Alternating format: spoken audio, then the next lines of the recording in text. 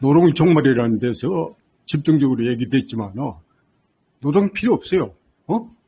그러면 그냥 어떤 장치를 일정한 시스템 속에서 계속 생산하게 만드는 거예요. 아주 필요 없는 건 아니지만 대단히 적을 거다. 그러면 또 하나 문제가 동시에 이걸 어떻게 효율적으로 분배하면서 같이 누리느냐. 이 두 가지 문제를 제기한다고 보고요.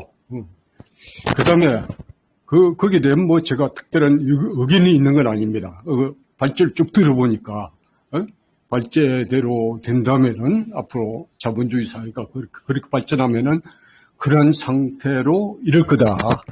그러면은 여기에 대해서 우리가 어떻게 대응할 것인지 거기에 대한 이제 방법을 강구해 나가야 되지 않겠냐 이 얘기고, 그다음 또 하나는 진보정당 문제를 조금 얘기하다가 제대로 안 했거든요. 우리 진보정당이 민주노동당 있다가 한 10년 정도 하고서 해체돼 버렸어요.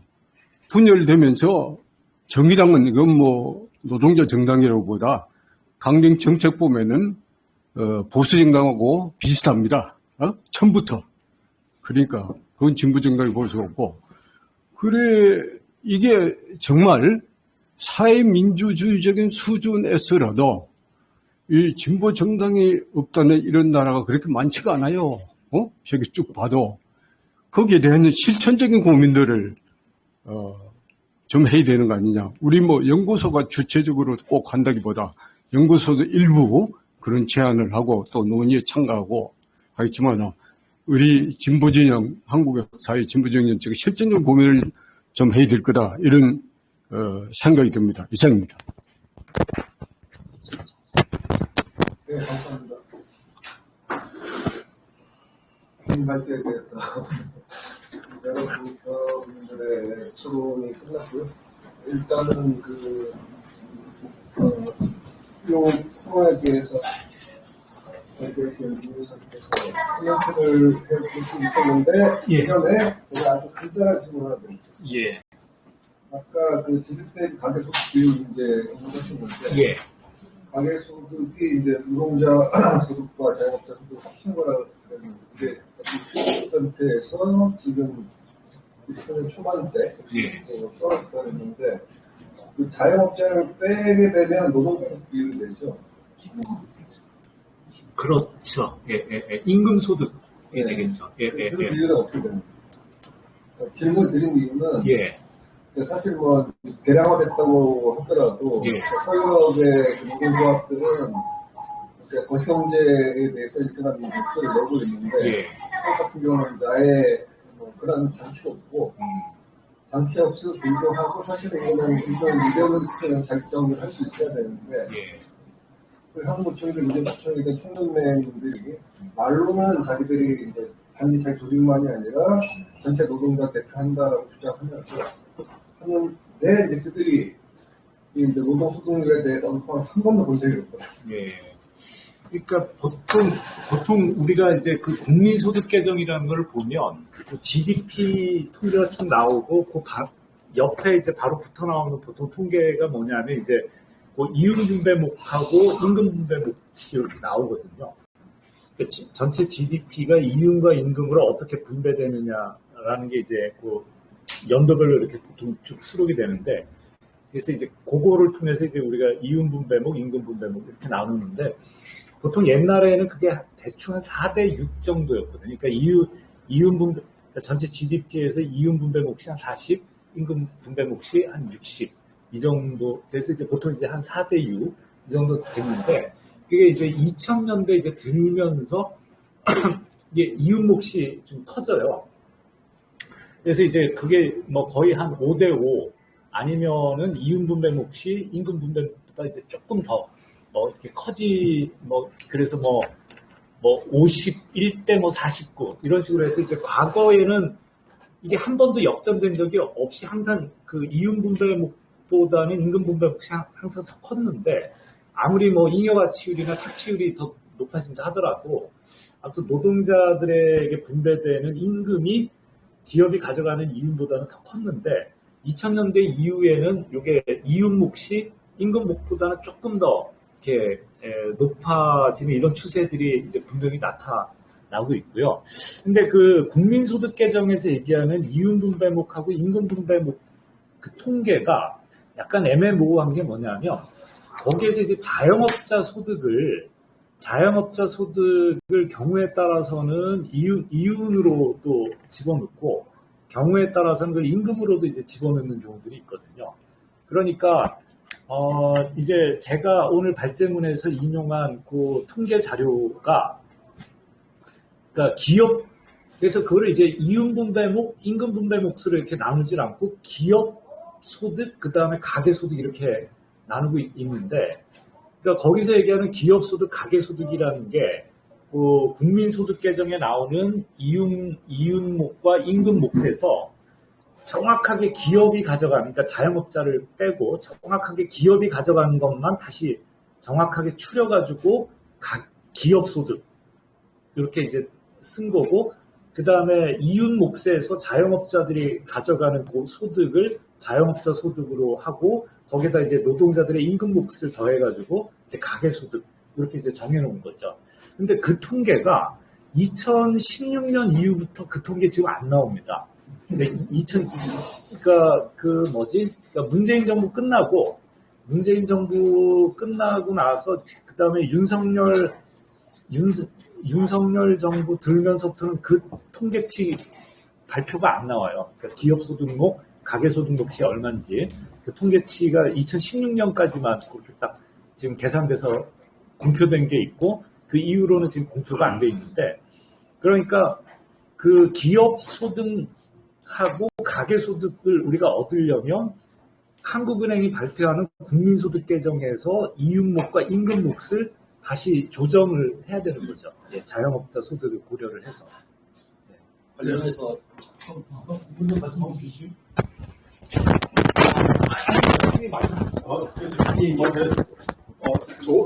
좋은 말씀을 하셔가지고 바로 그 자영업자 비율이 굉장히 자영업자 비율이 굉장히 높지 않습니까? 그래서 그 사람들은 내가 벌어서 내가 갖는 게 자영업자인데 그게 사실 이윤 개념하고 그 다음에 이게 없어요. 그런데 이걸 우리가 활동하는 노동운동을 하거나 진보정치 운동을 하는 이런 쪽에서는 그런 자영업자를 일정 범위 내에서 규정을 해가지고 그걸 노동자로 시거든요. 노동자, 자영노동자, 자립노동자 혹은 자영노동자, 노동자 개념을 하나 명확히 설정해서 같이 포함시키는, 이렇게 하면은 이걸 정치적으로 세력을 발전시키는 어떤 그런 전망을 만들고 추진해 나가면 좋지 않을까 이렇게 생각합니다. 잠깐만 말씀드릴게요. 그러니까 감사합니다. 박근혜 대통령 시기에 이제 세월호 100일이 된 날, 아직도 그거 기억하는데, 세월호 100일이 된 날, 최경환이 이제 출범을 합니다. 근데, 최경환이 출범을 하는데 아주 묘한 정책을 갖고 나와요. 이게 뭐냐면, 기업의 소득을 배가시키겠다. 가계 소득을 배가시키겠다는 정책을 들고 나거든요. 여기다가 72조 플러스 알파를 내가 세금으로 쏟아붓겠다는 거예요. 그게 뭐냐? 기업에 보면, 내부 유보라고 있잖아요. 현금 유보가 반드시 이제 캐시만 있는 게 아니고 부동산도 있거든요. 근데 내부 유보를 두 가지 방향으로 쓸 수 있다고 염두에 두는 거예요. 하나는 노동자를 고용하거나 설비 투자를 강화하거나, 다른 하나는 배당 성향을 높이거나. 자, 네가 이 두 가지 결정 중에 하나만 하더라도 우리는 법인세를 감면시켜줄게. 우리 돈 72조 있거든. 라고 얘기를 합니다. 자, 그럼 어떻게 되냐? 그거를 결정하는 데가 이사회일 거 아니에요? 그렇죠? 그러면 이사회가 둘 중에 하나 결정할 거예요. 그럼 노동자도 고용을 시킬까? 설비 투자도 하고, 그 다음에 배당하고, 그 둘 중에 뭐를 하겠습니까? 저는 그 정책을 내놓으면서 오히려 설비 투자나 노동자 신규 고용이나 이런 것들이 딱 구조적으로 맞겠다고 생각하는데, 이 이사들이 집에 가면 가계소득이 되는 거거든요. 이사들이 배당받을 거 아니에요. 그 이사들이 그 결정을 해. 노동자 고용하지 말고 배당 성향 높여가지고 배당 자금을 지급합시다라고 하면 그 결정한 이사들 같은 경우에는 배당을 많이 받아주는 거잖아요. 그러면 저희 정부 입장에서 이렇게 성공했네 정책이 기업소득배가. 그다음에 이 이사들이 집에 돌아가면 가계소득, 금융가계소득으로 되는 거잖아요. 그러면 거기다가 세금을 안 묻히겠다는 거잖아요. 그러면 당연하게 가계소득도 늘어나게 되는 거예요. 그래서 최경환 장관이 얘기한 얘기가 맞아요, 사실은. 근데 이거를 뒤집어 보면 어느 바보가 지금 배당 성향 높이지 않고 설비 투자나 신규 채용을 하겠냐는 거죠. 그럼 이 사람은 가계소득도 줄고 그다음에 법인세 감면도 못 받을 텐데. 근데 그게 시작돼가지고 법인세를 많이 깎아주니까 지금도 어찌 보면 쭉 진행되고 있는, 우리가 알게 모르게 하고 있는 건, 그래서 가계소득과 기업소득의 그 증가, 배증이라고 얘기를 하는 거는 정말 대단히 정치적인 쟁점. 근데 이것도 거의 이렇게 언급이 안 되는 이런 것 중에 하나 있더라고요. 기발한 정책주의요. 종합적으로 논평에 대해서 예. 이게 너무 많은 말씀이 주셔가지고. 이거 하고 싶은 거 맞아요. 예. 그래서. 시간상 한 마무리를 해야 될 거예요. 예, 제가 그냥 일일이 다 말씀드리기는 좀 힘들 것 같고요. 그래서, 아무튼 오늘 그 좋은 말씀 많이 주셔서, 네, 제가 진짜 좋은 이야기를 많이 듣고 갑니다. 그 다음에, 그 정구현 박사 아까 전에 이제 그 토론 과정에서 제 발표에서 좀 미흡했던, 예컨대 이제 잉여가치율이나 이제 이윤율의 그 변화 추세나 그 변화 요인들을 이제 정구현 박사 같이 보여줬기 때문에, 오늘 제 발표에 굉장히 좀, 이 불완전했던 부분을 오히려 그 정구현 박사의 그 토론을 통해서 상당히 이제 보완할 수 있었다는 점이 이제 굉장히 그 좋았던 것 같습니다. 그 다음에 이제 여러 선생님들께서 이제 말씀을 주셔서 이제 어느 그 특정 선생님 그 말씀에 대해서만 제가 이렇게 다시 말씀드리기는 좀 굉장히 어려울 것 같고요. 마지막으로 이제 발표를 이제 마무리하면서 딱 이제 한 말씀만 이제 더 드리고 마무리한다면, 제가 이제 경제학을 했지만, 이제 사회라는 게 어떻게 변화해가는 걸까라는 이런 문제들을 제가 이렇게 생각을 해보면은요. 그러니까 이제 과거에 이제 유럽에서 봉건제에서 이제 자본주의 사회로 넘어오는 과정들을 우리가 이렇게 쭉 다시 그 되짚어 보면 많은 사람들이 이제 산업혁명에 관해서 이야기를 하지만 제가 봤을 때에는 가장 중요했던 거는 자본주의 사회를 이행해가는 과정에서 가장 중요했던 거는 제 생각에는 그 르네상스하고 종교 개혁이었던 것 같아요. 그러니까 르네상스 운동이나 그 종교 개혁 과정을 통해서 신과 인간에 대한 관계가 재정립이 되고, 그 다음에 그 신 중심의 세계에서 인간 중심의 세계에 대한 인식들이 생겨나면서 주체라는 개념이 이제 형성이 되고, 인간 주체, 주체라는 개념들이 형성이 되고, 그러니까 이 얘기는 결국 뭐냐면, 그러니까 새로운 사회로의 이행 과정에서는 반드시 그 새로운 사회가 필요로 하는 그 어떤 인간형이 반드시 있어야 된다는 거죠. 그러니까 봉건제 사회가 유지가 되려면 봉건제 사회에 적합한 인간형이라는 게 있어야 되는 거고, 자본주의 사회로 가려면 자본주의 사회에 적합한 인간형이라는 것이 있어야 되는 것이고, 그래야만 그 사회가 자본주의로 갈 수 있었던 거 아닌가 이런 생각이 듭니다. 그런 측면에서 과거에 현존했던 사회주의가 결국 실패했던 것은 제도상으로는 뭐 그게 국가 소유가 됐건 아니면은 뭐 협동조합적 소유가 됐건 뭐가 됐건 제도상으로 뭐가 됐건 간에 제도상으로는 사회주의를 만들었지만 결국 사회주의가 실패했던 가장 큰 거는 사회주의적 인간형을 창출하는 것에서 실패했던 거 아닌가. 그러니까 사회주의로 가는 과정에서 과연 자본주의로 갈 때처럼 르네상스라든가 종교개혁과 같은 이런 과정들이 있었나를 봤을 때 그 부분에서 결국은 사회주의가 실패할 수밖에 없었던 그 이유가 있었던 거 아닌가. 그러니까 사회주의가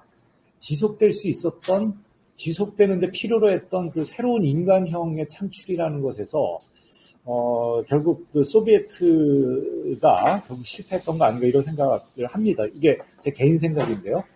그래서 저희가 이제 사회주의로의 그 이행에 대해서 이제 저희들 이야기들을 많이 하지만, 지금까지 특히 이제 저처럼 경제학을 공부해왔던 사람들, 이런 사람들이 지금까지 주로 해왔던 거는 무슨 경제 정책, 그 다음에 뭐 제도 변화, 이런 이야기들을 많이 해왔던 것 같아요. 그런데 제가 이제 요즘 최근에 드는 생각은 그거보다 정말 더 중요한 거는,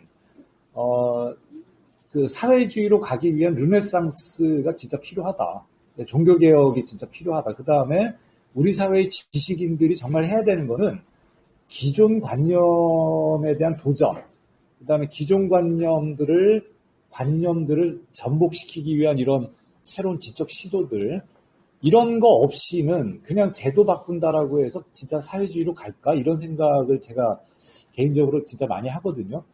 그러니까 그런 측면에서 봤을 때, 그러니까 우리 사회의 지식인들이 사실 굉장히 게을렀던 측면이 있고, 그다음에 좀 더 도전적이어야 할 필요가 있었는데, 전혀 어떤 그 도전적인 지적 그 도전들을 사실 우리 사회 안에서 제대로 하지 못했던 이런 측면들이 분명히 있는 것 같습니다. 그래서 저희들이 이제 모여서 이제 많은 대안들을 이야기하지만, 저희들 이제 다 같이 정말 고민해야 되는 그런 문제들이 이제, 그런 지점이 진짜 아닐까. 그러니까 사회주의로 가기 위한 르네상스, 사회주의로 가기 위한 종교개혁이라는 게, 우리 사회에서 정말 이게 어떻게 가능한가. 이런 문제들을 이제 앞으로 저희가 좀 더 깊이 고민하고 좀 자주 만나서 토론했으면 좋겠다. 이런 바람을 말씀드리면서 제 이 모든 이제 발언을 마무리하도록 하겠습니다. 고맙습니다. 예. 조금 더 금방 간단한 건데, 르네상스와 종교개혁이 자본주의로 가기 위한 하나의 요인이자 추동한 힘이었다고 하시는 거죠. 예. 식량으로 봤을 때 자본주의가 좀 이제 다가온 것 같아가지고. 회장님. 잠깐 그다음에 못다한 이야기는 뒤풀이 시간을 이용해서 좀 이어가도록 하겠습니다. 감사합니다.